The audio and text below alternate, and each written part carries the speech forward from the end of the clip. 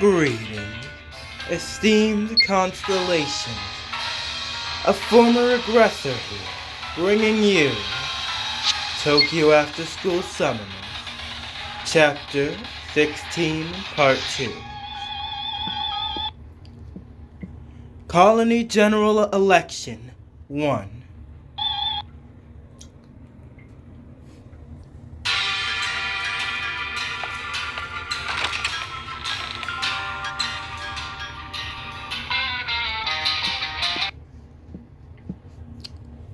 Okay, wait a minute. I'll get rid of that annoying luggage over there.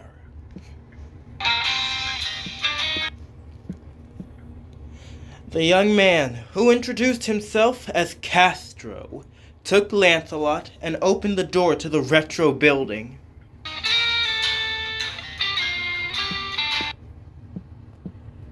The place looked like an election office. There are lots of pictures stuck on the whiteboard.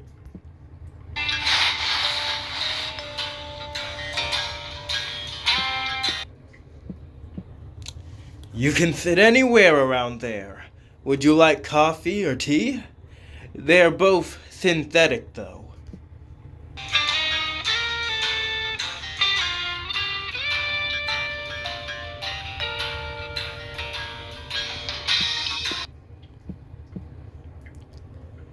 It's so messy.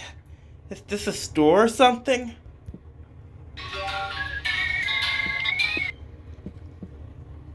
Well, once again, welcome to my campaign office.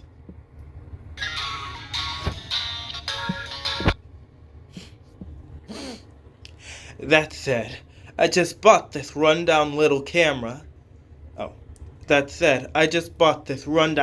shop in the Little Castro district, with everything in place.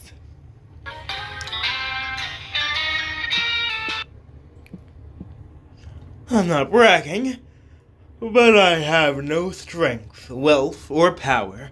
I've been dumped by my girlfriend. I was honorably discharged from the Space Force, and I'm unemployed and just lost every election in a row. Doesn't quite seem like something to brag about. Flying around the colony for election campaigns. My days are busy, but lonely. It's reassuring to have someone like you by my side, isn't it?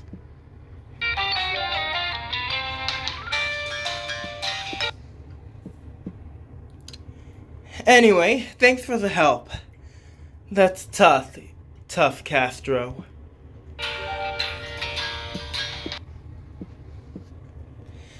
Let's take a commemorative photo together for now, shall we? Look at the camera. Okay, pose. Click.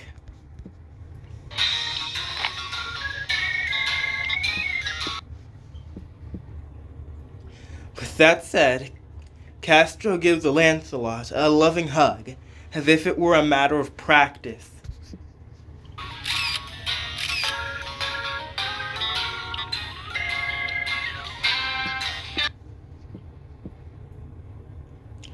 Anyway, at the next election, please cast your vote for Castro.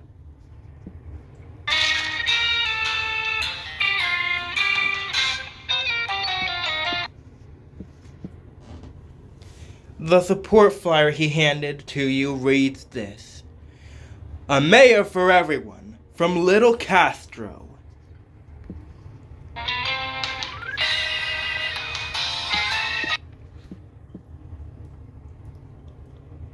The area is Little Castro District? His name is the same as the name of the place. Maybe he's a really great person.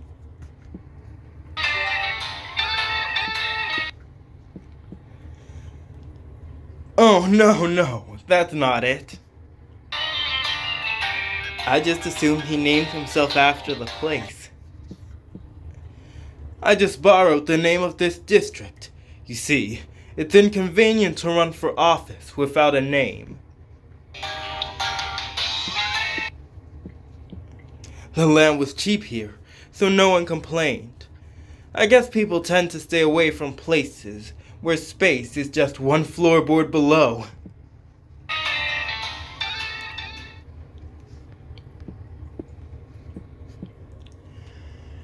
He points to the glass panel below the floor. On the other side, stars were streaming by at a dizzying speed.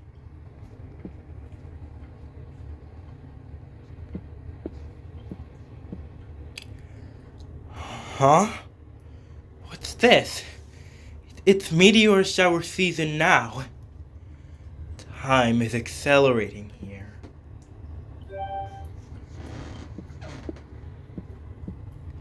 Seriously, you don't know anything? Now, how do I start explaining this? Castro said, scratching his head. He slowly begins to open up about this Tokyo's 24th ward.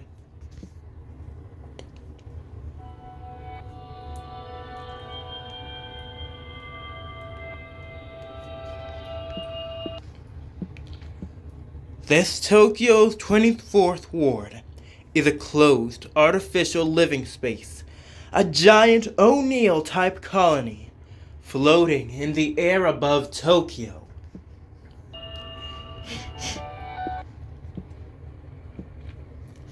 It was also a closed area where the world representative from the other world Utopia could perfectly recreate the environment of their world.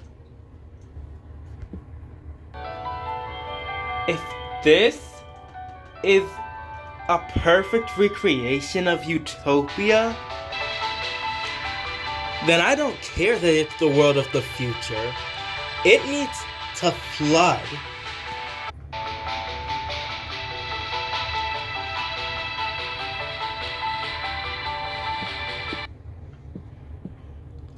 If that future city is a test bed for the cultural fusion of an otherworldly utopia with Tokyo's 23 wards,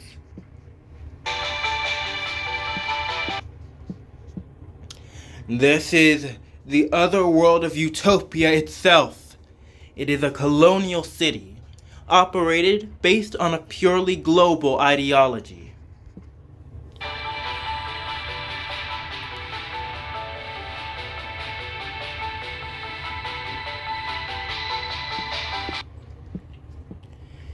Within this Tokyo Ward 24, within this Tokyo's 24th Ward colony, time acceleration technology is used on a daily basis.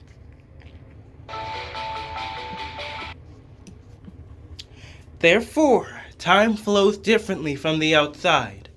That speed is at least several hundred times faster than normal for a human.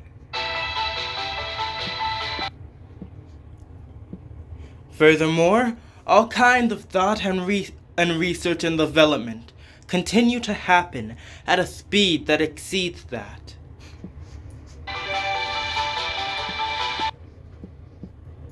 It is overseen by the famous MX Other, more than human, created by the old humans of Utopia.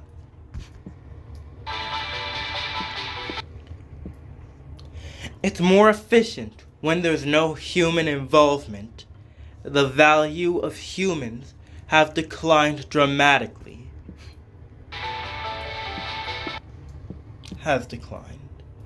Nevertheless, in order to protect humans, all kinds of technology was used, and humans began to change their appearance.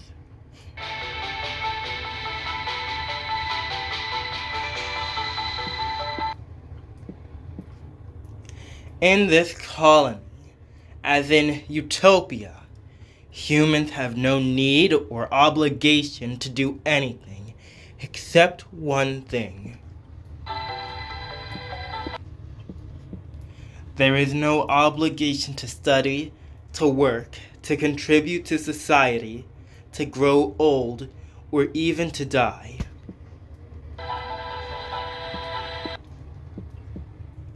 Acceleration technology has solved these resource-based challenges, surpassing all previous intelligence.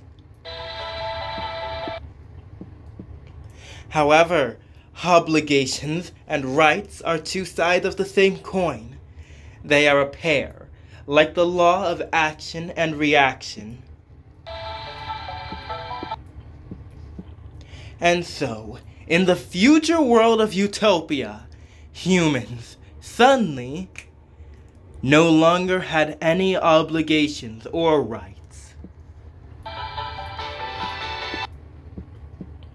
The world continues to proactively solve problems before people even realize they're lacking.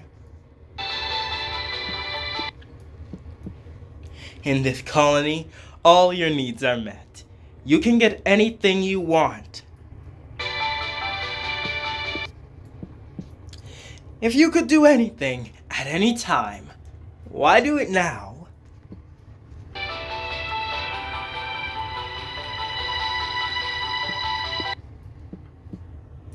Thus, humans were on the verge of extinction, but the world won't allow it. Humans no longer have freedom. They didn't even have the right to be exterminated.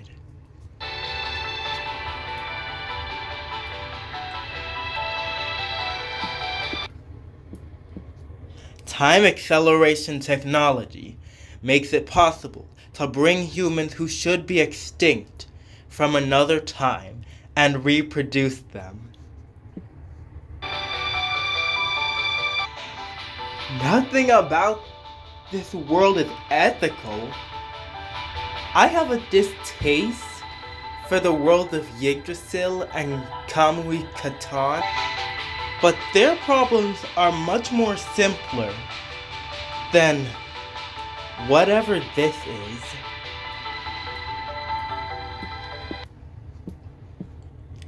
And protect all humans. It kept modern human. And protect all technology. It kept modern humans from the obligation of extermination. At the heart of the conservation program, it seems that the remains of the artificial intelligence that complemented humanity are being reused.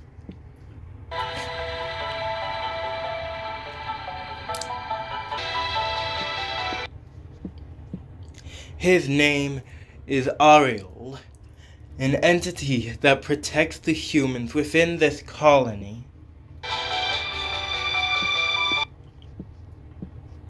The old human race was wiped out, and the very meaning of the Enigma's existence was shattered.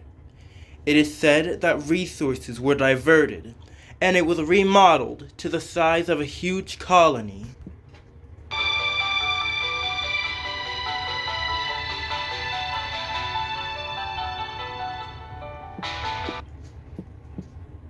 What is left for these people is only work for the space forces operating in the space surrounding the colony.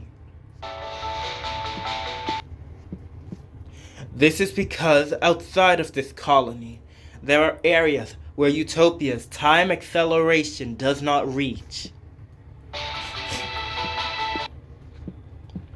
Naturally, there is no obligation to work, but anyone in the colony can apply for a position in the Space Force.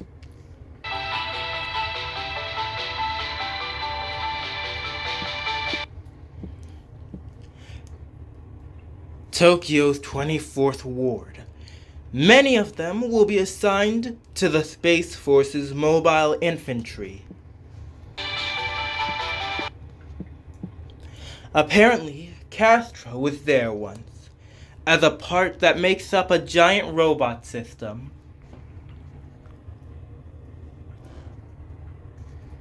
Are they talking about Megazords?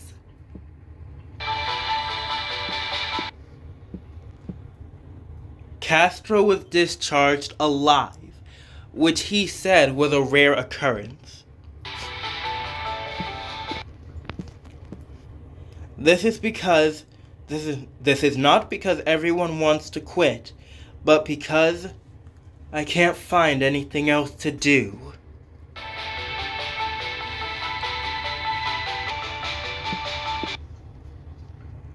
They gradually turned to self-harm. Part of this was the gamble to the death in the outer shell.